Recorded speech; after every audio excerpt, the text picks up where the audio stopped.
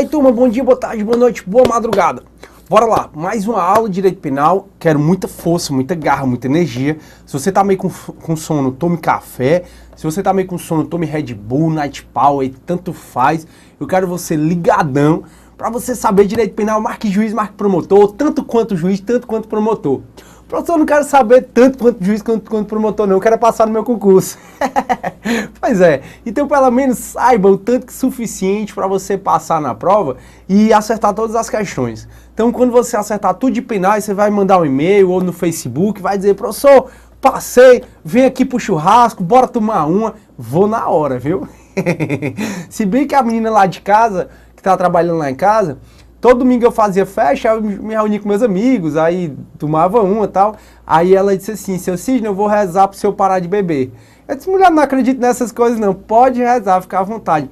Pô, não é que deu certo? Rapaz, é um negócio horrível agora. Eu fico tentando, bora tomar uma, e cadê a vontade? Passou. Ou é a reza dela, ou eu tô ficando velho mesmo. Então bora lá. Turma, a gente está estudando a aplicação da lei penal. Aí estamos vendo lei penal no espaço, aplicação da lei penal no espaço. Ou seja, quando o crime for praticado, onde o crime foi praticado, quando é que a lei penal brasileira vai ser aplicada.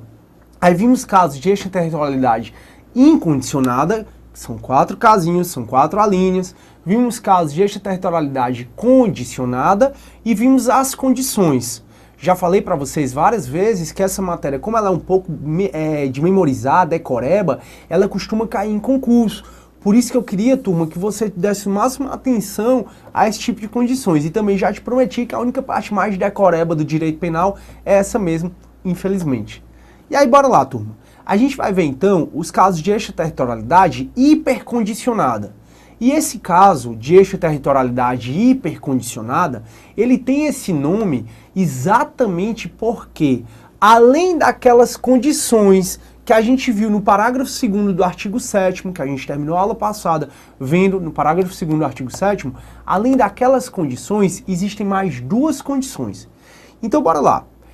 Extraterritorialidade hipercondicionada, artigo 7º, parágrafo 3º. Diz assim, a lei penal brasileira aplica-se também ao crime cometido por estrangeiro contra brasileiro fora do Brasil, se reunidas as condições previstas no parágrafo anterior e tananã, tananã. Então veja, existem, turma, 4 alíneas de extraterritorialidade incondicionada, existem 3 alíneas de extraterritorialidade condicionada e existe só um caso de extraterritorialidade hipercondicionada. E esse caso ocorre quando crime cometido por estrangeiro contra brasileiro fora do Brasil. Ou seja, não sei se vocês lembram, um brasileiro que foi confundido com um terrorista no metrô lá em Londres. E esse brasileiro que foi confundido com terrorista, ele foi morto por um policial inglês. E aí, seria um caso de extraterritorialidade hipercondicionada. Ou seja, aplicar a lei penal brasileira a esse policial inglês que cometeu um crime contra brasileiro. Acontece, turma, que hoje esse policial inglês ele pode vir a tomar banho nas lindas praias do Rio de Janeiro. Mas ele não pode mais ser punido aqui. Por que ele não pode mais ser punido aqui? Porque esse mesmo policial inglês que confundiu o brasileiro com o terrorista, ele foi absolvido lá na Inglaterra. De forma que a gente viu que se o indivíduo é absolvido no estrangeiro, não pode mais ser aplicada a lei penal brasileira. Então veja, se o crime foi cometido por estrangeiro contra brasileiro fora do país, pode ser sim aplicada a lei penal brasileira, desde que haja a reunião de todas as condições do parágrafo 2º, que foram aquelas que a gente viu, o cara entrar no território brasileiro, ter dupla tipicidade, estar entre a lista dos crimes em que autoriza a extradição, e fora todas aquelas condições, mais 2, que é exatamente não foi pedida ou foi negada a extradição. O que é isso? Não foi pedida ou foi negada a extradição. Turma, só pode ser aplicada a lei penal brasileira para o crime ocorrido no estrangeiro se o país estrangeiro não pediu a extradição desse indivíduo que cometeu o crime contra brasileiro no estrangeiro. Como assim, professor? Lembram que no parágrafo 2º tinha como condição, só aplica a lei penal brasileira no crime ocorrido no estrangeiro, se o agente entrar no território brasileiro? Pois é. Pois esse mesmo indivíduo que cometeu o crime contra brasileiro no estrangeiro, ele entrou no território brasileiro. Então ele entrou no território brasileiro, pode ser aplicada a lei penal brasileira se, além de cumprir aquelas condições, não foi pedida a extradição desse indivíduo que está no Brasil. Ou se ela foi pedida, a extradição foi negada. Então, para que seja aplicada a lei penal brasileira, nesse caso de extraterritorialidade hipercondicionada, não deve ter sido pedida a extradição desse estrangeiro e também, se foi pedida, deve ter sido negada para suprir a condição.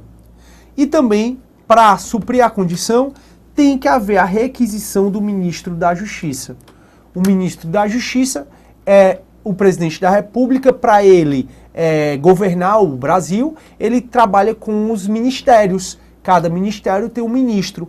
Para que seja punido o estrangeiro que cometeu o crime contra brasileiro no estrangeiro, deve haver a requisição do ministro da Justiça. Então, junto com aquelas condições que a gente viu no parágrafo 2º, daquelas 5 alíneas, tem mais essas 2 alíneas no caso de extraterritorialidade hipercondicionada. E aí, turma, agora a gente vai passar a ver os princípios que regem essa aplicação da lei penal no espaço, só que antes da gente ver os princípios e ver o artigo 8, 9, 10, 11 e 12, eu queria ver com vocês 2 detalhezinhos. Então são 2 detalhezinhos de suma importância para a gente poder estudar aqui. Primeiro detalhezinho. Tá amarelo, por isso vocês não estão enxergando. Só um minutinho, pessoal. Pronto. Primeiro detalhezinho. A lei de tortura, que é a lei 9455 de 97, a lei de tortura, no seu artigo 2º, ela traz um novo caso de extraterritorialidade incondicionada. Então, a lei de tortura, então só mais 2 observações. A lei de tortura, no seu artigo 2º, a lei de tortura, que é a lei 9455 de 97, ela traz um novo caso de extraterritorialidade incondicionada. Então, além dos crimes daquelas 4 alíneas do artigo 7º, inciso 1, crime contra a vida ou liberdade do presidente da República, patrimônio ou fé pública, da administração pública direta ou indireta, o genocídio, além daqueles 4 alíneas, existe um caso de extraterritorialidade incondicionada no artigo 2º da lei de tortura, que lá diz assim, o disposto nesta lei, na lei de tortura, aplica-se quando o crime não tenha sido, ainda quando o crime não tenha sido cometido no território nacional, quando a vítima for brasileira ou encontrando-se o agente em local sob jurisdição brasileira. Então veja lá, a lei de tortura diz que se a vítima da tortura for brasileiro, mesmo que essa tortura for aplicada, for cometida no estrangeiro, é sim aplicada a lei penal brasileira, independentemente de qualquer condição. E também se o agente está sob jurisdição brasileira. Está sob jurisdição brasileira. Então veja que é que o artigo 2º da lei 9455 de 97, a lei de tortura, traz 2 casos de extraterritorialidade incondicionada. Quando a tortura for praticada contra o brasileiro, é um caso de extraterritorialidade incondicionada. E olha, o cuidado é que a gente viu agora há pouco, que se a vítima for brasileira, estrangeiro contra brasileiro, é um caso de extraterritorialidade hipercondicionada. Agora, vítima da tortura brasileira, mesmo que no estrangeiro, é um caso de extraterritorialidade incondicionada. E o agente que praticou a tortura no estrangeiro, se ele estiver sob jurisdição brasileira, se ele estiver aqui no Brasil, o agente que praticou a tortura no estrangeiro, se ele estiver sob a jurisdição brasileira, vai ser aplicada a lei penal brasileira. Então essa foi a nossa primeira observação. E segunda observação, professor. A segunda observação é exatamente algo que eu já tinha adiantado para vocês. É a competência. Quem é competente para julgar esses crimes que ocorreram no estrangeiro? Porque a gente viu que no caso de extraterritorialidade condicionada, por exemplo, um indivíduo tem que ter entrado aqui no Brasil. A competência está no artigo 88 do Código de Processo Penal. Eu sei, meus queridos amigos, que essa matéria é de processo penal, mas eu quero dar o curso mais aprofundado possível para vocês, fazendo o máximo de ligação com outras matérias. Você vê que eu falo aqui de direito internacional, que eu falo de direito constitucional, que eu falo de processo penal muito, justamente para que você saiba fazer os links com os outros ramos do direito, porque o direito é o tipo de ciência, e eu já falei isso, que quanto mais você aprende, mais fácil fica aprender o resto. Então, beleza. O que é que diz o artigo 88 do Código de Processo Penal? Diz assim, ó, no processo por crimes praticados fora do Brasil, nos crimes praticados fora do território brasileiro, será competente o juízo da capital do estado onde houver por último residido o acusado. Se este nunca tiver residido no Brasil, será competente o juízo da capital da República. Então, olha o que é que está dizendo. A regra é que a competência vai ser da Justiça Estadual. A regra é que é da competência da Justiça Estadual. Qual Justiça Estadual, professor? Da última, da capital, Justiça Estadual, da capital, de onde o último residiu do Estado, capital do Estado, que por último residiu o acusado. Então imagina que o crime foi praticado por estrangeiro contra brasileiro na Europa. E o cara entrou em território brasileiro e veio morar em Fortaleza, morou no Rio de Janeiro, morou em São Paulo. Aí ele foi pegue. Qual é o juízo competente para processá-lo? É o juiz da Justiça Estadual, da capital, onde por último ele tiver residido. Agora diz assim, se ele nunca residiu no Brasil, aí vai ser na capital do Brasil. Então, se ele nunca tiver residido no Brasil, aí vai ser na capital do Brasil, que está no artigo 88 do Código de Processo Penal. A regra, então, é que é da Justiça Estadual. Acontece, pessoal, que quando você estuda competência, você vê que a Justiça Estadual ela é subsidiária. Ou seja, só vai ser da competência da Justiça Estadual se não for competência de outras justiças. E lá no artigo 109 do Código, ou 109 da Constituição Federal, existe a competência da Justiça Federal. A competência da Justiça Federal. Então, por exemplo, no caso de extraterritorialidade incondicionada, quando a vítima for presidente da República, ou for a administração pública direta ou indireta federal, aí a competência vai ser da Justiça Federal.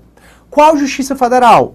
A da capital do estado, onde por último tiver residido o agente, ou então, se ele não tiver nunca residido no Brasil, a da capital do Brasil. Então deu para entender, turma? A regra é a Justiça Estadual da cidade onde ele por último residiu. Se ele não tiver residido no Brasil, vai ser a capital do Brasil. Agora, se houver algum caso que traga a competência para a Justiça Federal, aí vai ser caso de competência da Justiça Federal. Então, bora continuar a nossa matéria. E agora a gente vai ver, meus queridos amigos, os princípios, os principais princípios que regem essas questões de extraterritorialidade. E aí vai ter o princípio da justiça penal ou justiça universal, justiça penal universal ou cosmopolita. Esse princípio da justiça penal universal ou cosmopolita, ele vai ser aplicado naquele caso onde o Brasil se obrigou, por tratado ou convenção internacional, a reprimir certos delitos. Nós vimos que é um caso de extraterritorialidade condicionada quando o Brasil se obriga a reprimir determinados crimes. Então, justiça penal universal ou cosmopolita é o princípio que diz que os países devem se reunir para evitar e reprimir determinados crimes internacionais. Então, esse princípio da justiça penal universal cosmopolita é o que rege aquele caso de extraterritorialidade condicionada em que o Brasil se obrigou por tratado ou convenção internacional a reprimir o crime. Existe o princípio da proteção ou da defesa. Esse princípio da proteção ou da defesa é o que vai proteger os bens jurídicos brasileiros.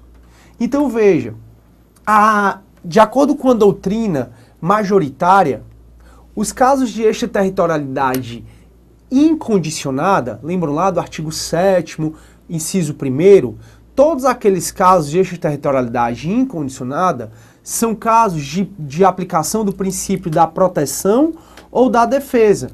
Porque esse princípio diz que a lei penal brasileira deve ser aplicada sempre que sirva para proteger os bens jurídicos brasileiros. Então, os casos de extraterritorialidade incondicionada são casos de aplicação do princípio da proteção ou da defesa. Esse princípio da proteção ou da defesa, ele vai dizer que o Brasil deve aplicar a sua lei quando servir para proteger seus interesses, seus bens jurídicos. Só existe uma séria controvérsia em relação à linha D. Deixa eu voltar aqui. Só existe uma séria controvérsia em relação à linha D, que ocorre quando, no caso de genocídio, quando o agente for brasileiro ou domiciliado no país. Tem gente que diz que não é o caso de princípio da proteção ou da defesa, é princípio da nacionalidade, já que aqui ocorre quando o agente for brasileiro. Então olha o que é que eu estou dizendo. Esses três casos são casos de aplicação do princípio da proteção ou da defesa. O último caso, para a maioria, também é caso de princípio da aplicação do princípio da proteção ou da defesa. Só que existe uma doutrina que vai dizer que não, que é um caso de nacionalidade. Porque o próximo princípio, que é o da nacionalidade, da personalidade, ele vai ser aplicado quando? Se o sujeito ativo for brasileiro, é aplicada a lei penal brasileira. Se o sujeito passivo for brasileiro, é aplicada a lei penal brasileira. Então alguns vão dizer, olha, como aqui o sujeito ativo é brasileiro, então vai ser aplicada a lei penal brasileira, o princípio da nacionalidade ou da personalidade. Então, recapitulando, a gente está vendo agora alguns princípios que são aplicados na extraterritorialidade. E o princípio que a gente viu primeiro foi da justiça penal universal cosmopolita. Esse princípio ele vai dizer que deve ser aplicada a lei penal brasileira sempre que o Brasil assinar um tratado ou convenção se obrigando a reprimir determinados crimes. Então esse princípio ele diz, olha, os países devem se unir para evitar e reprimir crimes. Primeiro princípio que a gente viu. Segundo, princípio da proteção ou da defesa. Esse princípio da proteção ou da defesa diz que a lei penal brasileira deve ser aplicada sempre que servir para proteger um bem jurídico brasileiro. Aqueles casos de extraterritorialidade incondicionada, eles protegem bem jurídico brasileiro.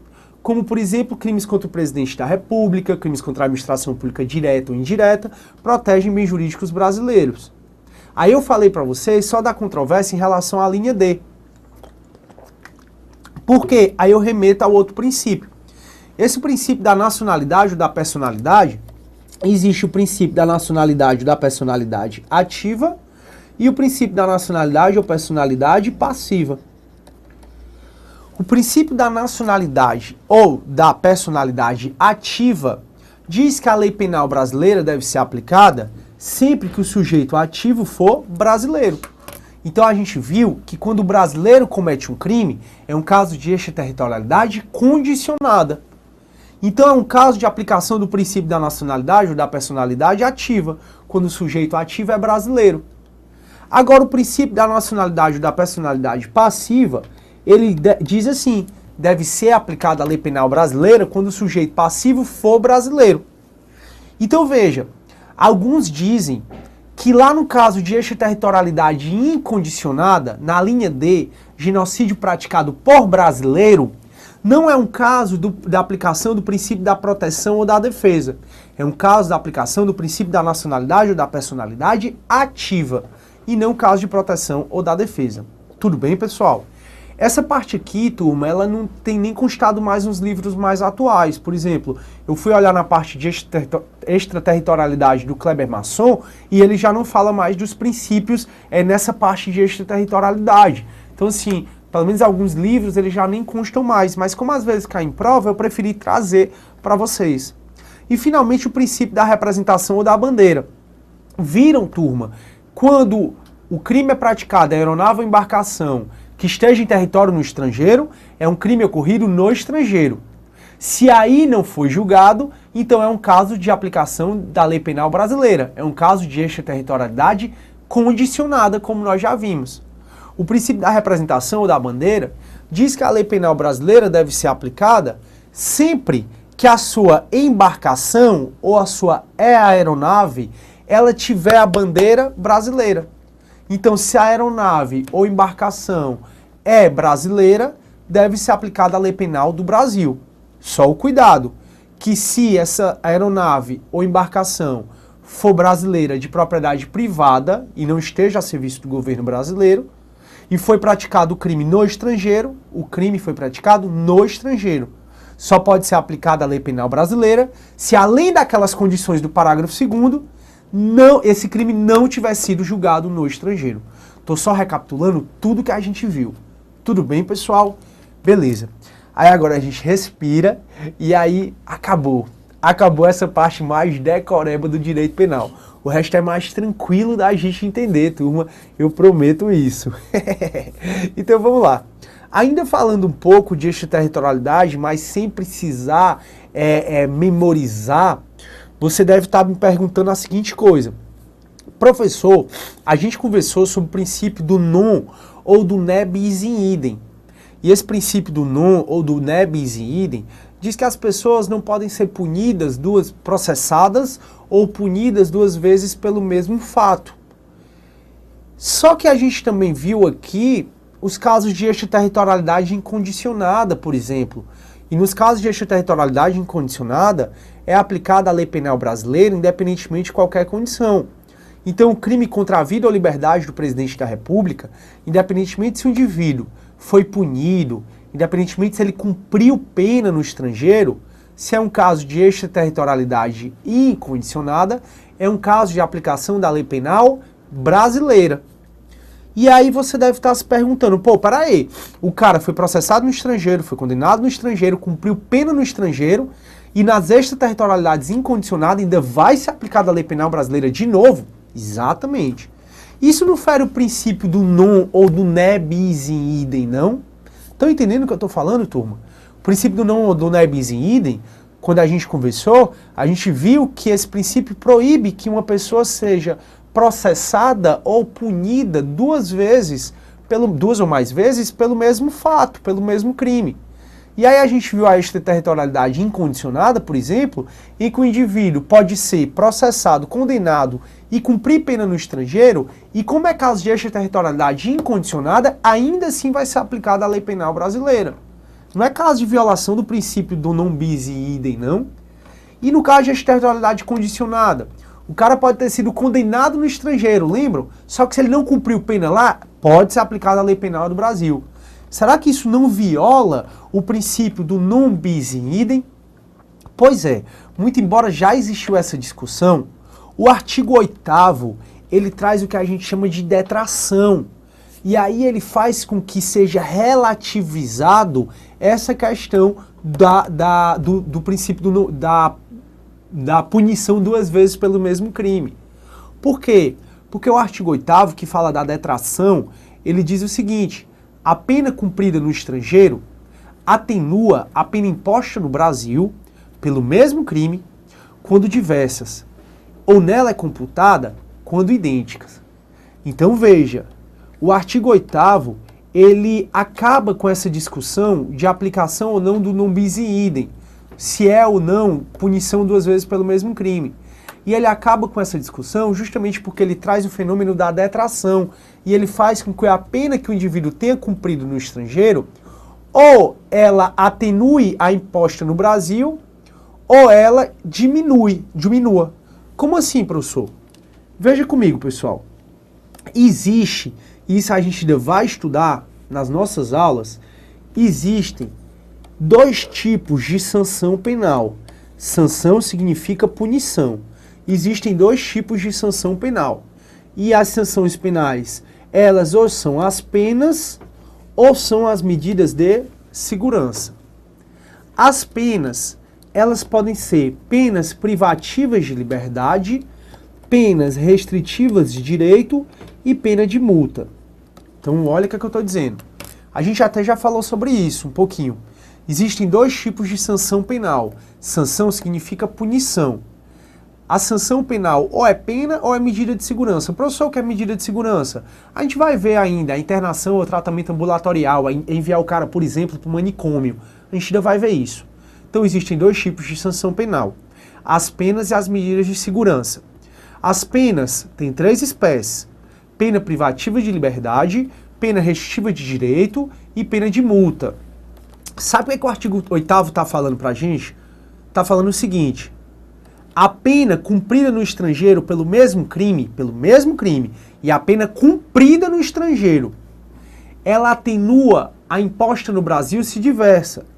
Isso significa que se o indivíduo cumpriu prestação de serviço à comunidade, ele ficou dando aula gratuita, ele foi limpar a cidade de forma gratuita, se no estrangeiro ele foi condenado a prestar serviço à comunidade, que é uma PRD, que é uma pena restritiva de direito, e aqui no Brasil ele foi condenado à prisão, que é pena privativa de liberdade, se a pena imposta e cumprida no estrangeiro é diferente da imposta aqui no Brasil, ela atenua a pena cumprida no estrangeiro, ela atenua a imposta no Brasil. Ou seja, se o cara prestou serviço à comunidade no estrangeiro e no Brasil ele foi condenado a 8 anos de reclusão, o fato dele ter prestado serviço à comunidade reduz esses 8 anos. Então ele atenua a imposta no Brasil. Isso se diversas. Agora, se idênticas, elas diminuem. Como assim? Se no estrangeiro ele foi condenado a 8 anos de prisão, e cumpriu os 8 anos, e aqui no Brasil ele foi condenado a 10 anos de prisão, a pena cumprida no estrangeiro, quando igual, ela diminui da imposta no Brasil. De forma que, se ele foi condenado e cumpriu 8 anos de pena no estrangeiro, e pelo mesmo crime ele foi condenado aqui no Brasil a 10 anos, simplesmente ele só vai precisar cumprir aqui no Brasil 2 anos. Isso, turma, é o que diz o artigo 8º. E só para você dizer que eu não estou mentindo, olha o que é que diz o artigo 8º. A pena cumprida no estrangeiro atenua a pena imposta no Brasil pelo mesmo crime, quando diversas. Então, quando diversas, ela vai atenuar. Ou nela é computada quando idênticas. Ou seja, vai diminuir, é computada, se as penas forem idênticas. Esse artigo 8º, que traz essa detração, que é a diminuição da pena aqui no Brasil, porque foi cumprida no estrangeiro pelo mesmo crime, ela acaba com essa discussão do non bis in idem. Realmente não vai ser duas vezes a punição pelo mesmo fato, justamente porque o artigo 8º ele manda diminuir a punição imposta aqui no Brasil. Turma, nosso próximo assunto é a eficácia da sentença penal estrangeira. Mas como faltam apenas 2 minutos, não tem sentido eu começar para parar no meio da explicação. Portanto, eu vou ficar por aqui e a gente se vê na próxima aula, galera. Tudo de bom. Tchau, tchau.